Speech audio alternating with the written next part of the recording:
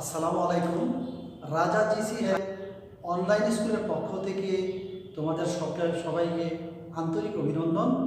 আশা করি কোভিড-19 স্বাস্থ্যবিধি মেনে চলছ। আজকে আমি দশম শ্রেণীর বাংলাদেশের ইতিহাস ও বিশ্ব সভ্যতা বইয়ের বিশ্ব সভ্যতা এর মিশরীয় সভ্যতা নিয়ে আলোচনা করব। আদিম যুগের মানুষ কৃষিকাজ জানত না। বনে বনে ঘুরে তারা বিভিন্ন ধরনের ফলমূল সংগ্রহ করত। এরপর মানুষ পাথর ভেঙে ঘষে ঘষে ধারালো অস্ত্র তৈরি করতে শেখে। সে সময় পাথর ছিল তাদের একমাত্র হাতিয়ার। সে কারণে এ যুগের পাথরের যুগ বলা হতো। পাথরের যুগের প্রথম পর্যায়কে বলা হতো পুরনো পাথরের যুগ। এ যুগে মানুষ পাথরের অস্ত্র দিয়ে দলবদ্ধভাবে পশু শিকার করত। এরা আগুন ব্যবহার জানত। পুরনো পাথরের যুগ শেষ হয় মানুষের যাযাবর জীবনের অবসান ঘটিয়ে কৃষিভিত্তিক সমাজ প্রতিষ্ঠার মাধ্যমে। এ যুগকে বলা হয় নতুন পাথরের যুগ বা নবপলীয় যুগ। কৃষির প্রয়োজনে এ যুগের মানুষ নদীর তীরে বসবাস শুরু করে, ঘর বাড়ি নির্মাণ করতে শেখে। এভাবেই মানব সভ্যতা শুরু। এই অধ্যায়ে কীভাবে আমরা মানুষ ধাপে ধাপে সভ্যতা এগিয়ে নিয়ে গেছে তাই নিয়ে আমরা আলোচনা করব। এখন মিশরীয় সভ্যতা। আফ্রিকা মহাদেশের উত্তর পূর্ব অংশে বর্তমানে যে দেশটি নাম ইজিপ্ট, সেই দেশের প্রাচীন নাম মিশর। খ্রিস্টপূর্ব 5000 থেকে 3200 পর্যন্ত নীল নদের অববাহিকায় একটি সমৃদ্ধ জনপদের উদ্ভব হয়। এ সময় থেকে মিশর প্রাচীন সভ্যতার বিভিন্ন গুরুত্বপূর্ণ অবদান রাখতে শুরু করে। এরপর 3200 খ্রিস্টপূর্বাব্দ থেকে প্রথম রাজবংশী শাসন আমল শুরু হয়। এ সময় থেকে মিশরের ঐতিহাসিক যুগের সূচনা হয়। এই সময় নারমান বা মেনেস হন একাধারে মিশরীয় প্রথম নরপতি এবং পুরোহিত। তিনি প্রথম ফারাওয়ের মর্যাদা লাভ করেন। এরপর থেকে ফারাওদের অধীনে মিশর প্রাচীন বিশ্ব সভ্যতার অগ্রগতির একের পর এক উল্লেখযোগ্য অবদান রাখতে সক্ষম হয়। ভৌগোলিক অবস্থান।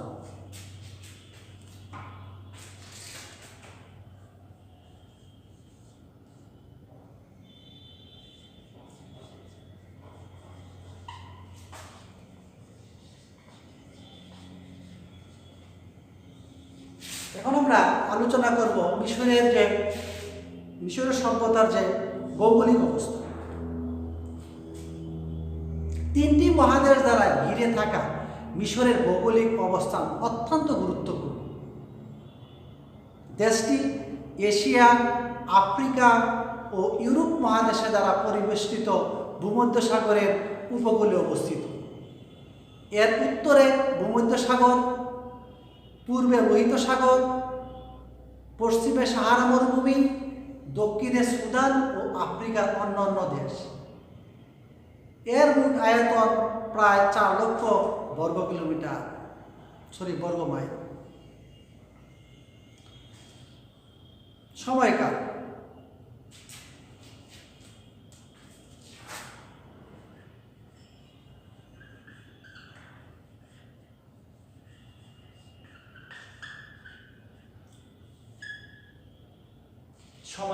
নিয়ে আলোচনা করব। মিশরীয় সভ্যতার 2500 বছরেরও বেশি সময়ব্যাপী স্থায়ী হয়েছিল। প্রাচীন মিশরের নিরবচ্ছিন্ন ও দীর্ঘ ইতিহাসের সূচনা হয় 5000 খ্রিস্টপূর্বাব্দে, বিশেষ করে নবপলীয় যুগে। তবে মিশরীয় সভ্যতার গোড়াপত্তন হয় মেনেসের নেতৃত্বে, যা প্রায় 3000 বছর ধরে স্বমহিমায় উজ্জ্বল ছিল। খ্রিস্টপূর্ব 10ম শতকে লিবিয়ার এক বর্বর জাতি ফারাওদের সিংহাসন দখল করে নেয় 670 থেকে 662 খ্রিস্টপূর্বাব্দে আসিরিয়ারা মিশরীয় আধিপত্য বিস্তার করে। 525 খ্রিস্টপূর্বাব্দ পারস্য মিশর দখল করে নিলে প্রাচীন মিশরের সভ্যতার সূর্য অস্তমিত হয়। এখন আমি মিশরীয় সভ্যতা, রাষ্ট্র ও সমাজ নিয়ে আলোচনা করব। প্রাক রাজবংশীয় যুগে মিশরে কতগুলো ছোট নগর রাষ্ট্র বিভক্ত হয়, এগুলোকে নুম বলা হতো। মিশরীয় প্রথম রাজা বা ফারাও মেনেস বা নারমার মিশরকে খ্রিস্টপূর্ব 32 খ্রিস্টাব্দে ঐক্যবদ্ধ করে একটি রাজ্য গড়ে তোলেন, যার রাজধানী ছিল দক্ষিণ মিশরের মেসরিতে। তখন থেকে মিশরে ঐক্যবদ্ধভাবে রাজা ও রাজবংশের উদ্ভব। মিশরীয় পেরো ও শব্দ থেকে ফারাও শব্দের জন্ম। ফারাওরা ছিলেন অত্যন্ত ক্ষমতাসীন, তারা নিজেদের সূর্য দেবতার বংশের মনে করত। ফারাও শব্দটি ছিল বংশানুক্রমিক, অর্থাৎ ফারাওদের ছেলে হতো উত্তরাধিকারী সূত্রের ফারাও। পেশার উপর ভিত্তি করে মিশরীয়দের কয়েকটি শ্রেণীতে ভাগ করা হতো, যেমন রাজপরিবার, পুরোহিত, অভিজাত্য, লিপিকার, ব্যবসায়ী, শিল্পী, কৃষক ও ভূমিদার শ্রেণী। মিশরের অর্থনীতি মূলত ছিল কৃষি নির্ভর। উৎপাদিত ফসলের মধ্যে উল্লেখযোগ্য ছিল গম, যব, তুলা, পেঁয়াজ, পিসফল ইত্যাদি। ব্যবসা বাণিজ্য ও মিশরে ছিল অগ্রগামী। মিশরে উৎপাদিত গম, লিনেন কাপড় ও মাটির পাত্র ক্রিট দ্বীপ, ফিনিশিয়া, ফিলিস্তিন ও সিরিয়ার রপ্তানি হতো। বিভিন্ন দেশ থেকে মিশরীয়রা স্বর্ণ, রৌপ্য, হাতির দাঁত, কাঠ ইত্যাদি আমদানি করত। এখন আমরা মিশরের মিশরকে যে বিশেষ অবদান আছে যা, সেটা হচ্ছে নীল নদ। সেই নীল নদ নিয়ে আলোচনা করব।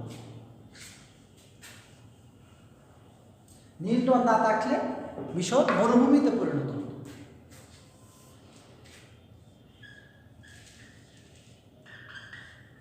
নীল নদ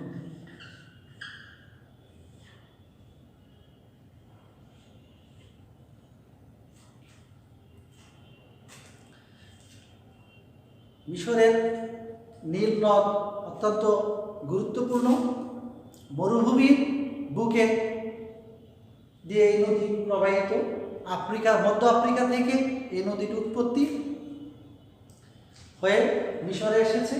মিশরে মরুভূমির ভিতর দিয়ে যখন এই নদীটা এসেছে, বিভিন্ন সময়ে সেখানে বন্যা হয়।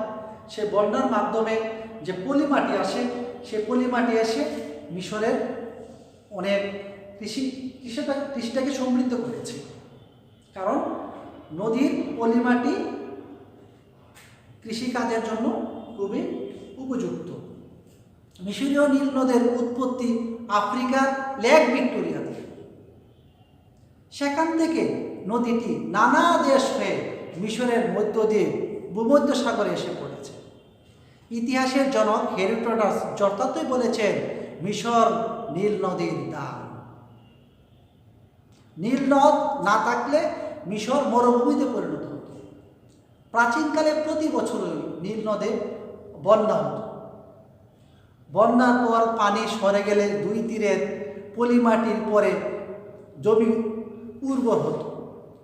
জমে থাকা পলিমাটিতে জন্মাতো নানা ধরনের ফসল। এখন এই সভ্যতায় মিশরীয়দের অবদান কতটুকু, সে বিষয়টা নিয়ে আলোচনা করব। সভ্যতায় মিশরীয়দের অবদান।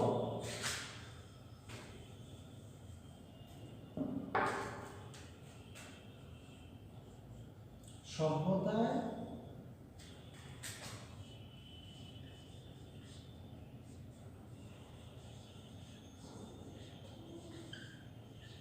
মিশরীয়দের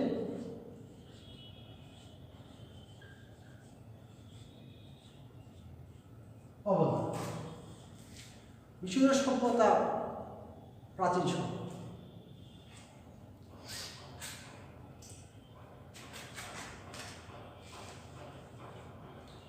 এই পয়েন্টটা অত্যন্ত গুরুত্বপূর্ণ। প্রাচীন সভ্যতা মিশরীয়দের অবদান অস্বীকার করার উপায় নেই।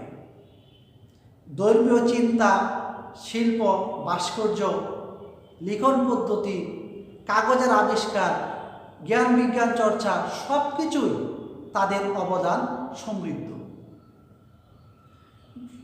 মিশরীয়দের অন্যতম বৈশিষ্ট্য হচ্ছে যে তাদের জীবন ধর্মীয় চিন্তা ও বিশ্বাস দ্বারা প্রভাবিত ছিল। মিশরীয়দের ধর্ম বিশ্বাস।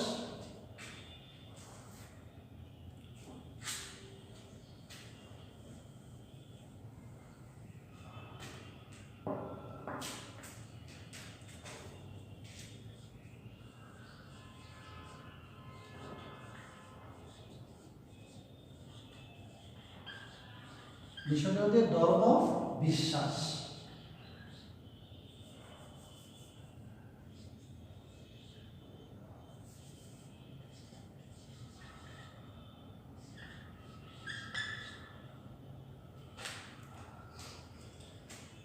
মিশরীয়দের ধর্মবিশ্বাস। এখন আমি মিশরীয়দের ধর্মবিশ্বাস নিয়ে আলোচনা করব। সম্ভবত প্রাচীন মিশরীয়দের মতো আর কোনো জাতি জীবনের সকল ক্ষেত্রে এতটা ধর্মীয় নিয়মকানুন অনুসরণ দ্বারা প্রভাবিত ছিল না। সে কারণে মানব সভ্যতার অনেক ধ্যান ধারণা, রীতিনীতি, আচার অনুষ্ঠানের জন্ম প্রাচীন মিশর থেকে। তারা পূজা করত, মূর্তি পূজা, জীবজন্তুর পূজা করত। বিভিন্ন সময় তাদের ধর্মবিশ্বাসের পরিবর্তন ঘটেছে। মিশরীয়দের ধারণা ছিল সূর্যযোগ দেবতা রে বা আমন রে এবং প্রাকৃতিক শক্তি, শস্য ও নীল নদের দেবতা ওসিরিস মিলিতভাবে সমগ্র পৃথিবী পরিচালিত করে। তবে তাদের জীবনে সূর্য দেবতা রে এর গুরুত্ব ছিল অনেক বেশি। মিশরীয়রা মনে করত মৃত ব্যক্তি আবার একদিন বেঁচে উঠবে। সে কারণে দেহকে তাজা রাখার জন্য তারা মমি করে রাখত। এই চিন্তা থেকে মমিকে রক্ষার জন্য তারা মিশরীয় পিরামিড তৈরি করেছিল। ফারাওরা স্রষ্টার প্রতিনিধি হিসাবে দেশ শাসন করত। তারা ছিল প্রধান পুরোহিত ও অন্যান্য পুরোহিতদের তারা নিয়োগ করত। এখন আমরা শিল্প নিয়ে আলোচনা করব। মিশরীয় সভ্যতায় শিল্প।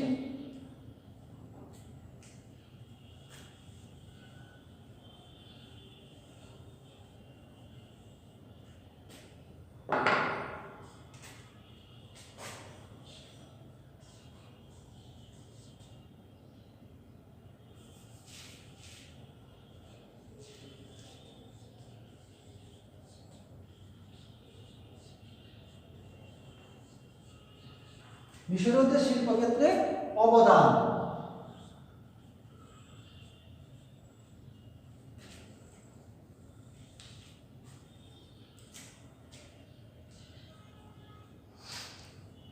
মিশরীয়দের চিত্রকলা বৈচিত্র্যময় ও ঐতিহাসিক দিক থেকে গুরুত্বপূর্ণ। অন্যান্য দেশের মতো চিত্রশিল্প গড়ে উঠেছিল ধর্মীয় বিশ্বাস থেকে। তারা সমাধি আর মন্দিরের দেয়ালে সাজাতে গিয়ে চিত্রশিল্পের সূচনা করে। তাদের প্রিয় রং ছিল সাদা কালো। সমাধি, পিরামিড, মন্দির, প্রাসাদ প্রমুখ কানন সাধারণ ঘরবাড়ির দেওয়ালে মিশরীয় চিত্রশিল্পীর অসাধারণ ছবি এঁকেছে। সেসব ছবির মধ্যে সমসাময়িক মিশরের রাজনীতিক, ধর্মীয়, সামাজিক ও পারিবারিক জীবনের কাহিনী ফুটে উঠেছে। কারুশিল্পেও প্রাচীন মিশরীয় শিল্পীরা অসাধারণ দক্ষতা অর্জন করেছিলেন।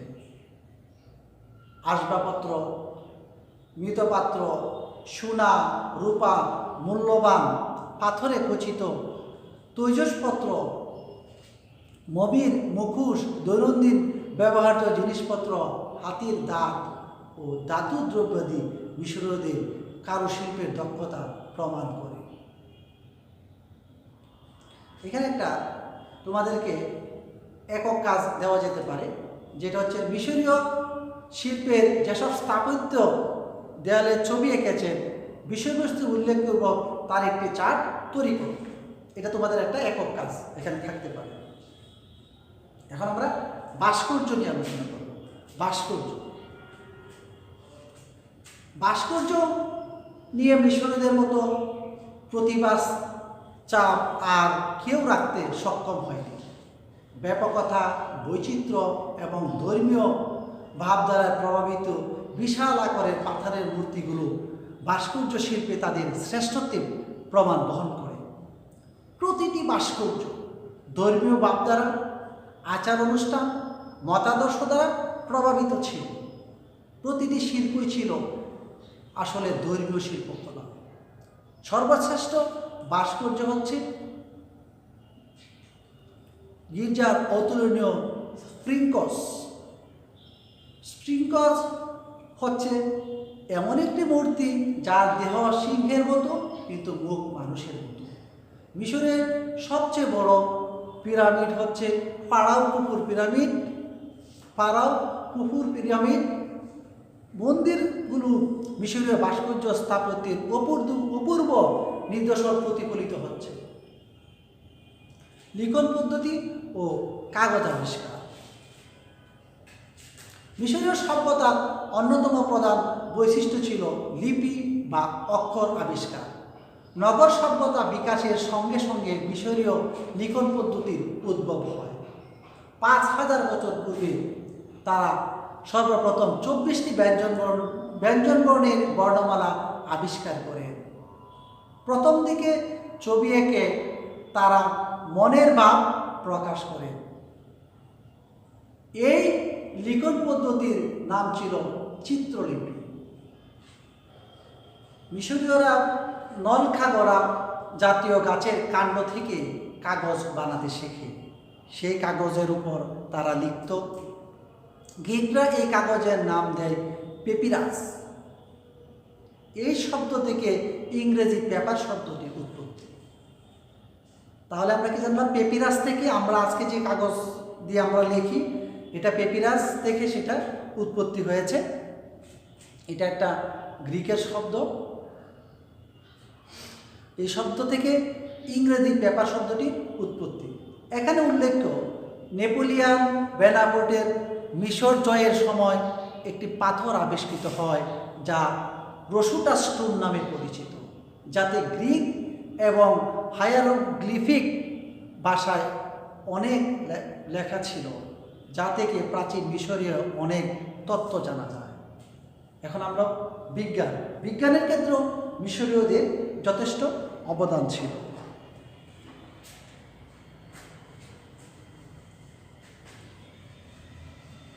এখন আমরা বিজ্ঞান বিষয় নিয়ে আলোচনা করব। বিজ্ঞান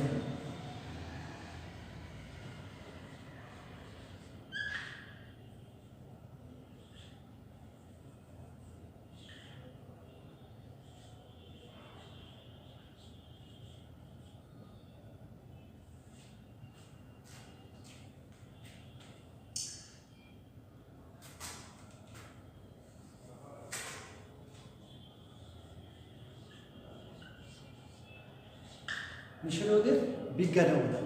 মিশরীয় সভ্যতা ছিল কৃষি নির্ভর। সে কারণে নীল নদীর প্লাবন, নাব্য পানি প্লাবনের মাপ, জোয়ার ভাটা ইত্যাদি ছাড়াও জমির মাপ তাদের কাছে গুরুত্বপূর্ণ বিষয় ছিল। এসবের সঙ্গে জ্যোতিষশাস্ত্র ও অঙ্কশাস্ত্রের ছিল গভীর যোগাযোগ। ফলে এ দুটি বিদ্যা তারা আয়ত্ত করেছিল প্রয়োজনের তাগিদে। তারা অঙ্কশাস্ত্রের দুইটি শাখা জ্যামিতি এবং পাটিগণিত প্রচলন করে। মিশরের সভ্যতা মানুষ যোগ, বিয়োগ ও ভাগের ব্যবহার জানত। 4200 খ্রিস্টপূর্বাব্দ তারা প্রথম সৌর পঞ্জিকা আবিষ্কার করে। 365 দিনে বছর এ হিসাব আবিষ্কারও করে তারা।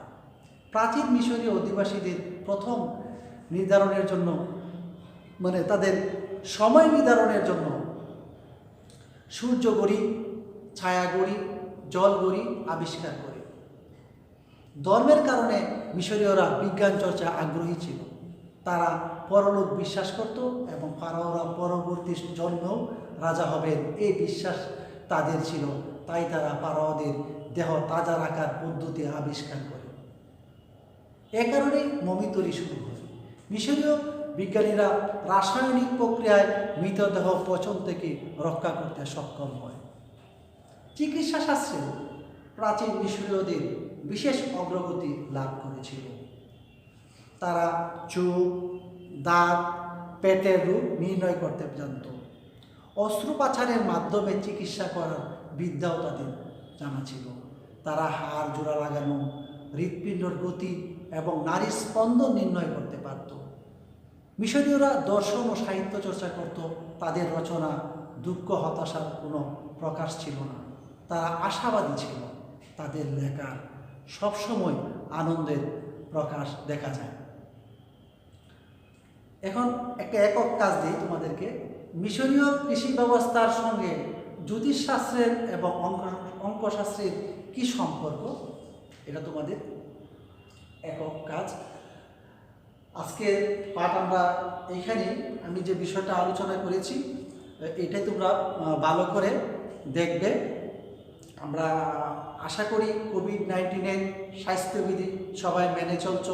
সবসময় হাত মুখ সাবান দিয়ে পরিষ্কার পরিচ্ছন্ন রাখবে এবং স্বাস্থ্যবিধি মেনে চলবে। আমাদের ক্লাসগুলো নিয়মিত তোমরা দেখবে। আবারও রাজা জিসি হাই স্কুলের পক্ষ থেকে সবাইকে আন্তরিক অভিনন্দন। ধন্যবাদ সবাইকে।